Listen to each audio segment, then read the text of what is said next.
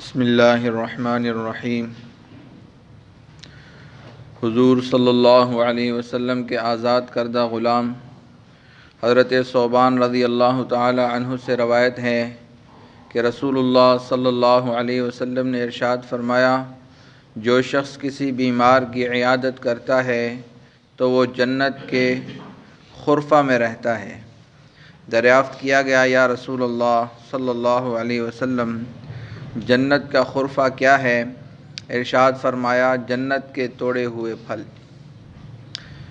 حضرت انس رضی اللہ تعالی عنہ فرماتے ہیں کہ میں نے رسول اللہ صلی اللہ علیہ وسلم کو یہ ارشاد فرماتے ہوئے سنا، جو شخص بیمار کی عیادت کرتا ہے وہ رحمت میں غوطہ لگاتا ہے، اور جب وہ بیمار کے پاس بیٹھ جاتا ہے تو رحمت اس کو ڈھانپ لیتی ہے۔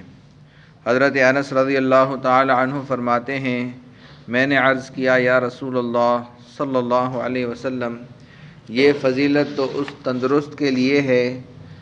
آپ صلی اللہ علیہ وسلم نے ارشاد فرمائی، جو بیمار کی عیادت کرتا ہے خود بیمار کو کیا ملتا ہوگا؟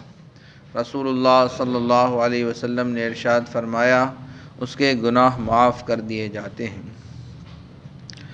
حضرت علی رضی اللہ تعالی عنہ فرماتے ہیں کہ میں نے رسول اللہ صلی اللہ علیہ وسلم کو یہ ارشاد فرماتے ہوئے سنا، جو مسلمان کسی مسلمان کی صبح کو عیادت کرتا ہے تو شام تک 70,000 فرشتے اس کے لیے دعا کرتے رہتے ہیں، اور جو شام کو عیادت کرتا ہے تو صبح تک 70,000 فرشتے اس کے لیے دعا کرتے رہتے ہیں، اور اسے جنت میں ایک باغ مل جاتا ہے۔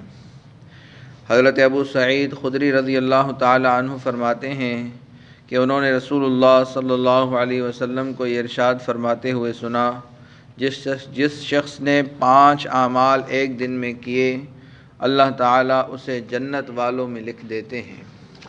بیمار کی عیادت کی، جنازے میں شرکت کی، روزہ رکھا، جمعہ کی نماز کے لیے گیا، اور غلام آزاد کیا۔